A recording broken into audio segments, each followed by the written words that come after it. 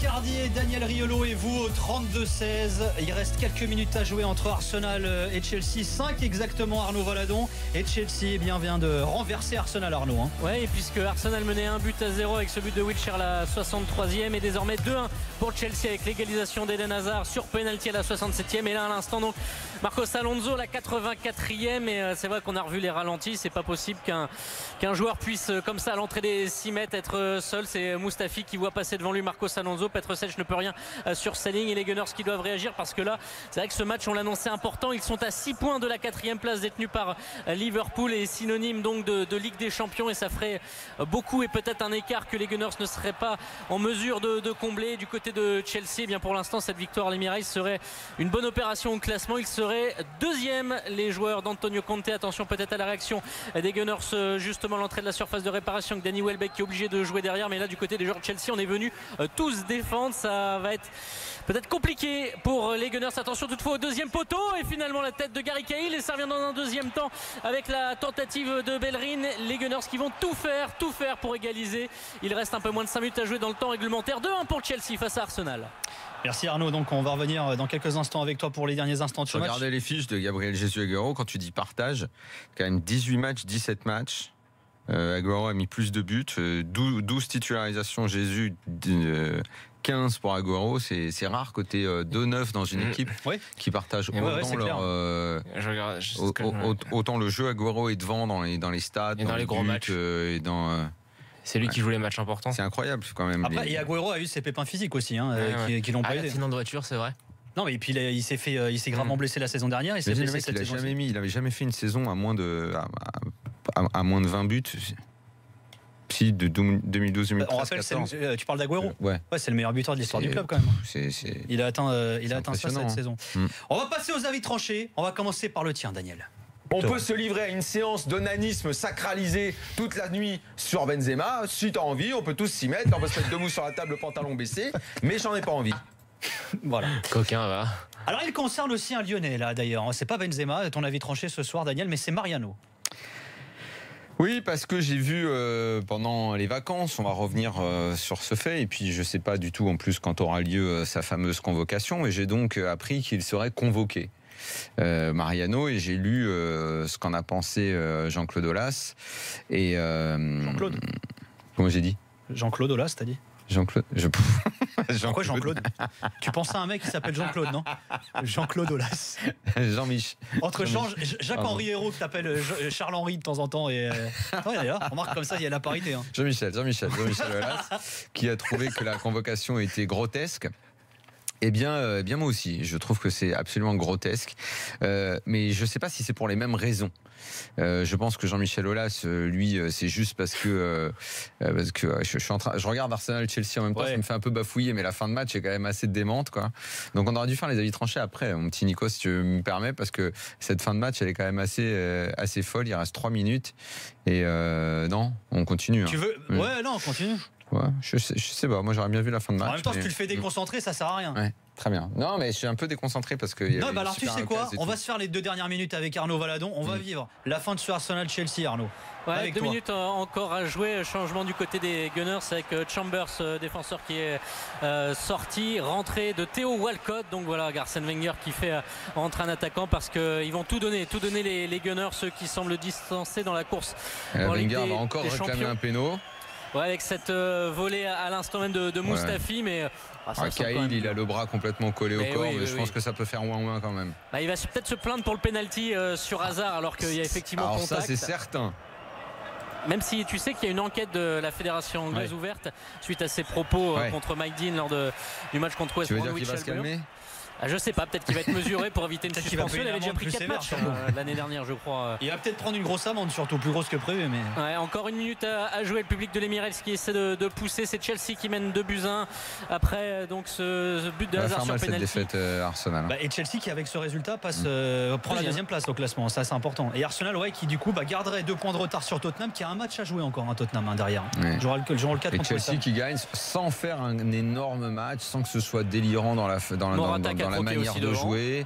C'est assez minimaliste, milieu renforcé. Je sais pas, je les ai vus meilleurs, Chelsea, évidemment l'année dernière, mais là. Mais bon, ils sont pas mal là, Chelsea. Ils sont dans une bonne phase. Ouais, c'est pas dingue à regarder. C'est sûr, ça souffre de la comparaison quand tu te mets devant City. Ouais. Bon, voilà, c'est le meilleur joueur, ça reste toujours, c'est toujours Kanté.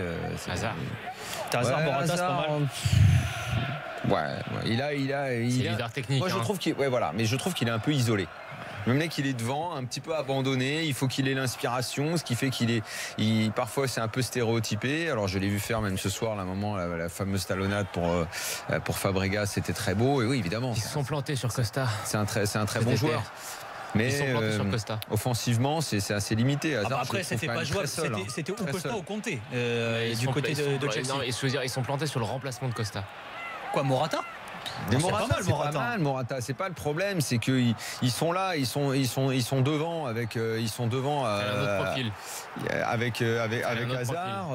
Il n'y a pas beaucoup de soutien. Elle a un autre profil.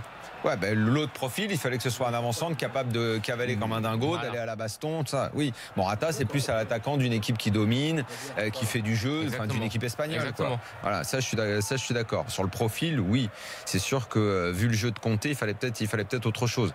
Mais il cavale, hein, Morata, il essaye de faire les trucs quand même, hein, peut-être même trop, ça lui fait perdre en lucidité. Ah, balle d'égalisation pour Sanchez. Ouais. Arnaud Valadon. Ouais, avec les Gunners qui continuent de pousser 3 minutes à suivre Alexis Sanchez qui a buté sur. Il y a beaucoup d'arrêts de jeu là. Ouais, c'est logique. Il y a eu le penalty, il y a eu 3 buts aussi. Ouais. Alors t'oublies un petit peu dans tes joueurs. C'est fini là. Tes joueurs qui brillent, Daniel, quand même Thibaut Courtois qui a fait des arrêts assez précieux, franchement. Oui, très gros match ce soir, Thibaut Courtois, c'est vrai. Avec le ballon sur le côté gauche pour les Gunners, avec Maitland-Niles qui a supplé Nacho Monreal qui est blessé et même Kolasinac qui est blessé. On a des problèmes pour animer ce côté gauche. Le ballon, s'il n'y a pas de position de hors-jeu avec Sanchez au deuxième poteau qui ne parvient pas. Je les vois pas. Il ne voit pas le ballon arriver, effectivement. Ça reviendra pas. Ouais. Vous savez, vous évoquiez Courtois, vous savez que Chelsea là prend un but, c'est quasiment un événement. Ça faisait plus de 4 matchs qu'ils avaient pas encaissé de but, les Blues. Ils sont pas mal à ce niveau-là aussi, hein. C'est ce qui faisait leur force la saison dernière. Avec le nombre de milieux défensifs, ça va, c'est costaud quand même. Ou quoi, et je ne vois pas revenir. Là, c'est le siège. Hein. L'égalisation. Voilà. Et ouais, l'égalisation, elle est méritée pour les Gunners qui ont tant donné. Hector Bellerin, c'est son premier but en première ligue. Évidemment, l'Emirates Stadium explose de joie. Arsenal qui va peut-être aller chercher un point dans cette rencontre. Le marquer comme ça. Buts partout entre Arsenal et Chelsea. 2 minutes à jouer encore dans le temps. Non, sur une frappe, pas sur une frappe. C'est lui qui avait concédé le péno. Ouais, sur une frappe quasiment à l'extérieur de la surface où le ballon, c'est pas une action construite. Elle est belle sa frappe. Mais c'est pas construite, il faisait le siège depuis 3 minutes. Et il est pas mal, hein. En plus il met un plat du pied fort. C'est un beau but. Hein. Ouais, il la met bien. Hein. C'est un bon joueur. Il la met très bien. De partout entre Arsenal et Chelsea. Et finalement, c'est un résultat qui arrange personne. Hein, et c'est un gros match. On a vu vraiment un bon. Oh non, attends. Avec Morata dans la surface de réparation. Oh là là. Il bute sur 7. Je t'avais dit qu'il fallait suivre cette fin de match. J'avais dit qu'on pouvait pas faire avis tranché alors qu'il restait 3 minutes dans ce match de dingue. Il y a balle de but énorme pour Chelsea là. Zappa Costa qui a trouvé la barre avec N'Golo Kanté. N'Golo Kanté, c'est de la surface de réparation. Ouais. Et les Gunners qui vont peut-être pouvoir essayer de se relancer. Mais non, Hazard est sorti. C'est Zappa Costa qui a frappé sur la barre. C'est Zappa Costa qui a mis sur la tête, sur la barre. Et attention derrière parce que les Gunners ont une opportunité. C'est mal donné. C'est mal donné ce ballon. Oh la balle de Morata. Qu'est-ce qu'il a bouffé ce soir? Il rate balle de but en première mi-temps. Ça fait 3. Et là il a la balle de 3-2. Il a la balle de 3-2. Il est tout seul. 3 occasions où honnêtement il doit en mettre au minimum 2. Morata là-dessus, si ce n'est 3. Et c'est vrai que. Moi je veux bien qu'il me rate celle en première période s'il met celle-là. La balle de 3-2 à la 93e. Il peut tout faire oublier. Mais là, exactement. Et Zappa Costa derrière avec presque au duo sur de la cheville. Il prend ce coup de pied. Il fracasse la barre. Coup de pied Zappa Costa et on voit Antonio Conte qui se prend la tête. Il a plus de faux cheveux. Encore 30 secondes à jouer, messieurs. De partout à l'Emirates entre Arsenal et Chelsea. Arsenal, ils prenaient le 3e. Là, c'est cramé, ils se relevaient plus. Là. Ils étaient morts. Dans le temps additionnel. Attention, Marcos Alonso, peut-être la dernière action de cette partie avec Willian qui n'a pas trop de solutions. Il va essayer de renverser. Mais voilà, peut-être que Monsieur Taylor va laisser aller jouer cette action avec Alexis Sanchez qui a beaucoup couru dans cette partie. Il est tout seul sur le côté gauche avec peut-être le centre deuxième poteau. Intervention impeccable de la tête de Gary Cahill. Ouais, c'est fini. Voilà, c'est terminé sur ce score. 2 buts partout entre Arsenal et Chelsea. Wilshere a ouvert le score pour Arsenal. Ensuite, penalty de Hazard, but de Marcos Alonso, la 84e. Chelsea qui menait 2-1. et l'égalisation dans le temps additionnel d'Hector Bellerin. Logique au vu de la physionomie de cette partie. 2 buts partout. Chelsea reste 3e, revient à 1 point de Manchester United. Arsenal 6e et désormais à 5 points de la 4e place. C'est Liverpool qui est 4e. Merci beaucoup Arnaud Valadon, de partout donc entre Arsenal et Chelsea. C'était la dernière affiche de la 22e journée de Première Ligue. Et cette fois, on peut y aller, Daniel. Ouais. Allez, tranchée de Daniel qui concerne donc Mariano du côté de. Alors comme Jean-Michel Aulas, effectivement, je pense que la convocation de Mariano est grotesque. Comme je disais, je ne sais pas si en revanche le fond de ma pensée est le même que Jean-Michel Aulas. Lui, je pense que c'est évidemment, comme d'habitude, pour défendre son club, son joueur qu'il dit ça. Moi, plus globalement, c'est parce que je ne veux pas du foot qu'on est en train de nous préparer. Évidemment, et je ne vais pas rouvrir le débat de la vidéo, mais quelque part, ça tourne autour de ça. C'est cette espèce de volonté qui est très à la mode, qui est dans l'air du temps, de cette transparence que moi j'appelle cette fausse transparence. La simulation, c'est pas beau, et on convoque Mariano parce qu'on dit qu'il a simulé dans le match juste avant les vacances et ce penalty qu'il a obtenu Contre Toulouse. Il va y avoir débat, est-ce qu'il a été un petit peu touché? Et on sait que quand tu cours aussi vite que ça et que tu es un petit peu touché, bah tu peux t'écrouler. Il est évident qu'il en rajoute beaucoup. En rajouter, c'est donc devenu un acte répréhensible et coupable, passable peut-être d'une sanction. Je ne sais pas ce qui sera décidé au terme de cette fameuse convocation. Dans le passé, je crois qu'une seule fois. Non, c'est arrivé plusieurs fois déjà. Pour simulation. Alors, moi, j'ai regardé un peu dans les archives. Cavani a été convoqué une fois par la commission de discipline. Je vais être honnête avec toi, c'était en 2014. J'ai pas réussi à trouver s'il y avait eu sanction ou pas de la part de la commission. Sanction, il me semble par contre, qu'il y a le seul cas Fabrice Fiorez. Alors, ça a été le premier, le cas Fabrice Fiorez. En sanction, je crois. En décembre 2002 contre Bordeaux. Ouais. Il y a eu ensuite Hilton avec Lens également contre l'OM, et il y a eu Johan Mikou également en 2008 face à Nancy, c'était avec Bordeaux également. Alors tout ça pour dire quoi, que c'est quand même très rare que la commission de discipline. C'est pas arrivé à Valbuena une fois? En tout cas, je ne l'ai pas trouvé moi ici. Alors, il y a des pays où ça se fait. Tu sais que les Anglais ont complètement démocratisé la chose. À partir de cette saison en Angleterre, la commission de discipline a le droit de visionner les images et de sanctionner une simulation a posteriori. Les Brésiliens ont adopté ça pour la saison prochaine, peut-être aussi. Très bien, ils peuvent le faire dans 50 pays, que ça ne changera pas mon opinion. Pour te dire. Moi, je ne veux pas de ce foot-là. Je ne veux pas de ce foot-là qui est observé par le biais des caméras, qui donc ne respire plus le terrain, l'herbe, le vice. L'envie d'un joueur de se comporter comme une garce s'il en a envie, de se comporter comme un joueur fair-play s'il en a envie, comme un bon, comme un méchant, comme ce qu'il a envie d'être, et qui sera jugé par un arbitre sur le terrain, ce qui créera l'histoire du football et non pas. Non, mais c'est induire en erreur l'arbitre, c'est pas faciliter son boulot aussi. Et alors, non, alors, je pose une question, c'est considéré comme peu importe. C'est considéré comme un acte de tricherie, allez, si je pousse un peu la simulation. Eh bien, moi, j'ai envie de te dire qu'il y a un arbitre qui est sur le terrain, qui décidera si oui ou non c'est de la triche. Toi qui es devant la télé, tu jugeras ce que tu as envie de juger. Et si tu juges que oui, bah, si tu es au stade la semaine d'après, tu feras de lui ton bouc émissaire en le sifflant. Il y a des mecs comme ça qui ont fait des carrières avec des réputations de tricheurs, qui ont traîné ça toute leur vie. D'autres qui ont fait des réputations, qui ont eu des réputations de type fantastique et qui ont eu de belles images. Je veux de la variété, je veux de la différence. Je ne veux pas de l'homme égalitaire. Moi, je veux qu'on soit différents, avec nos caractères, nos identités. C'est pas des robots, les joueurs. Ce que toi, tu appelles de la triche, en Amérique du Sud, on n'appelle pas ça de la triche. Et moi, je veux le respect des cultures. Je veux qu'un mec, je veux qu'une garce en Argentine, ça reste une garce argentine. Si c'est dans sa culture de mettre un coup de saton façon l'Uruguayen Diego Lugano ou une olive à Cavani comme voilà.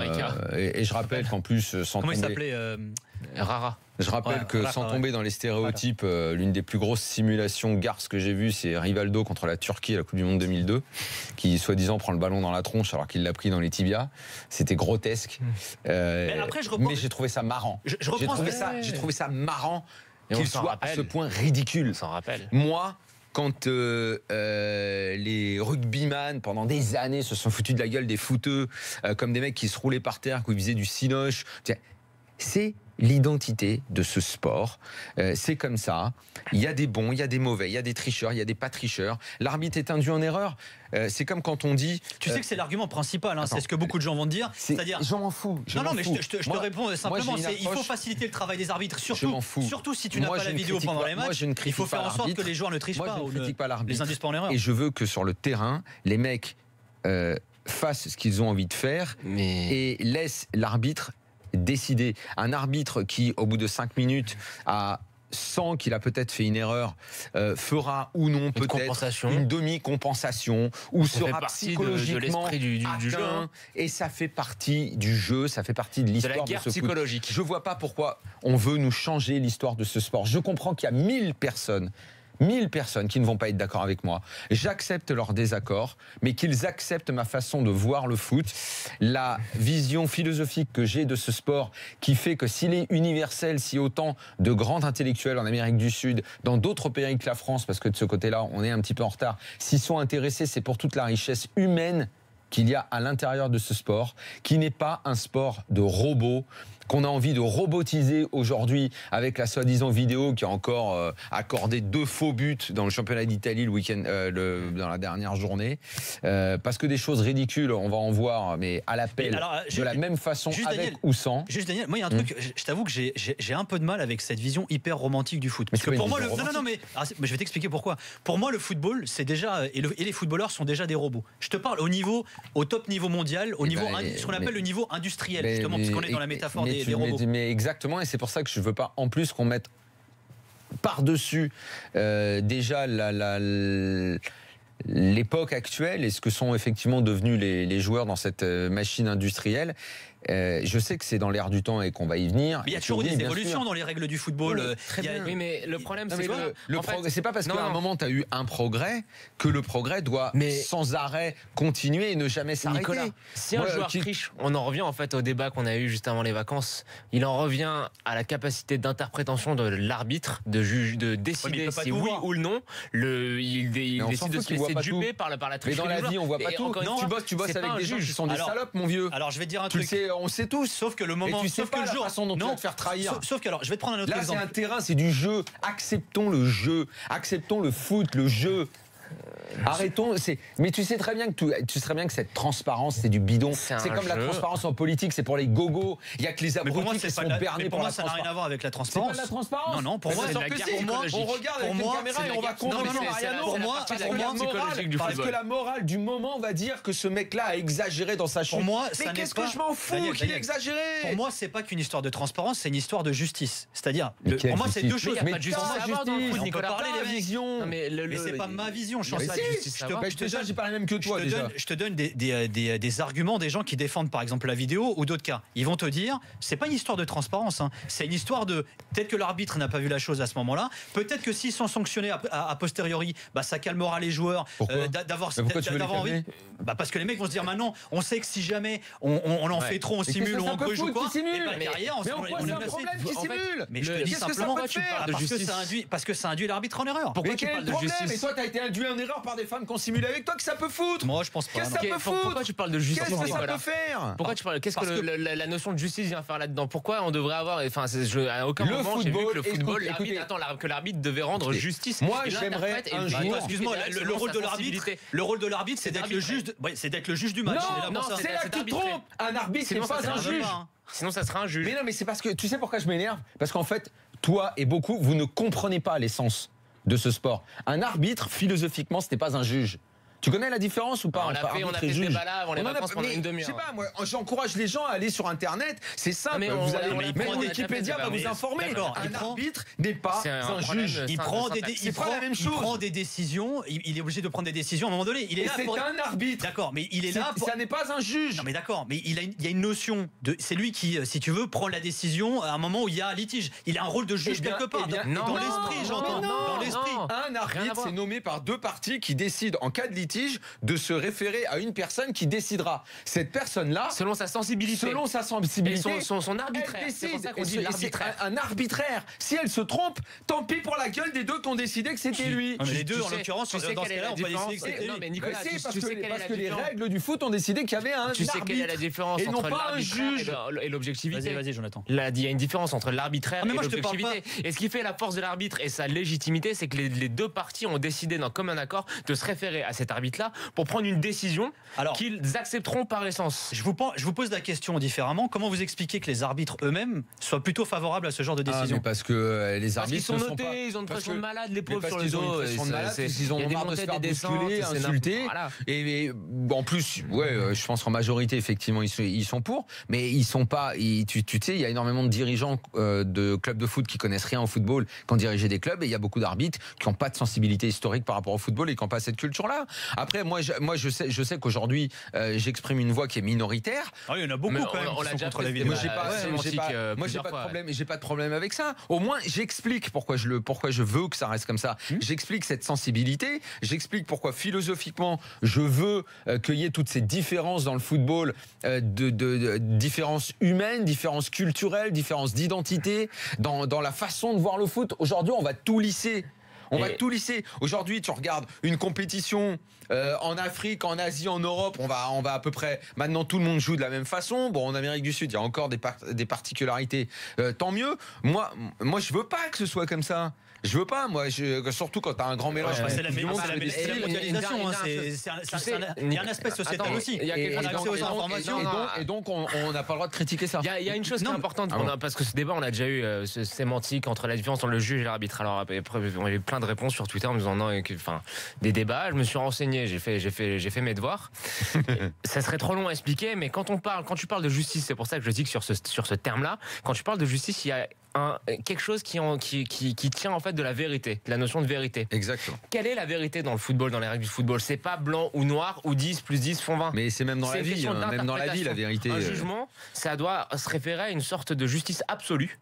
Donc j'ai bien dit absolue et non arbitraire. Là, en l'occurrence, tu as un arbitre sur le terrain qui décide selon sa sensibilité d'interpréter, attends, je reviens à la triche, et donc de décider si lui il se laisse berner ou pas par la triche, d'interpréter la triche d'une manière. N'existe pas dans le football. Et tu as si ça existe. Et tu as non, il y a des règles et un arbitre qui interprète. Laisse-moi finir. Donc il n'y a pas de vérité. Et sur les côtés, tu as des gens qui s'appellent des juges de touche qui eux pour le coup, doit prendre justice. C'est là où moi je suis pas. C'est une vérité. Alors attends, selon une règle qui n'est pas arbitraire, mais c'est là où moi j'ai une interprétation différente de la vôtre. Je suis d'accord avec vous avec vos histoires de juges, avec vos histoires de juges, de justice, etc. Mais la vidéo, elle est pas là en tant que juge ou en tant qu'arbitre. La vidéo, c'est un outil pour les arbitres pour prendre des décisions qui seront de toute façon arbitraires. Tu sais quoi, la décision, elle revient de toute façon à lui. Le fait qu'il puisse avoir un outil supplémentaire pour prendre une décision, je vois pas en quoi ça change justement ce débat philosophique. Non, mais attends, juste si, parce que là, ce qu'on vient de dire, en fait, ça ouvre les portes à. On n'a peut-être pas le temps, mais à continuer le débat. C'est que si sur les côtés, ça s'appelle des juges de touche qui rendent des décisions, qui là,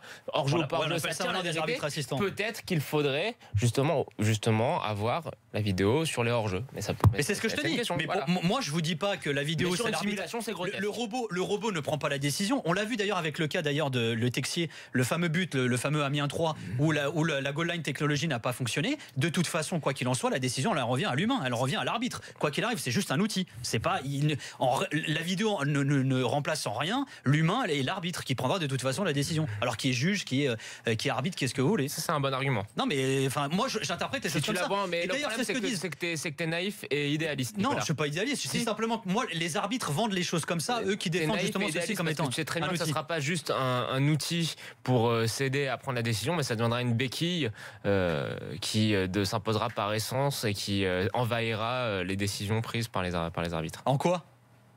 Tu sais bien, ça sera la solution de facilité.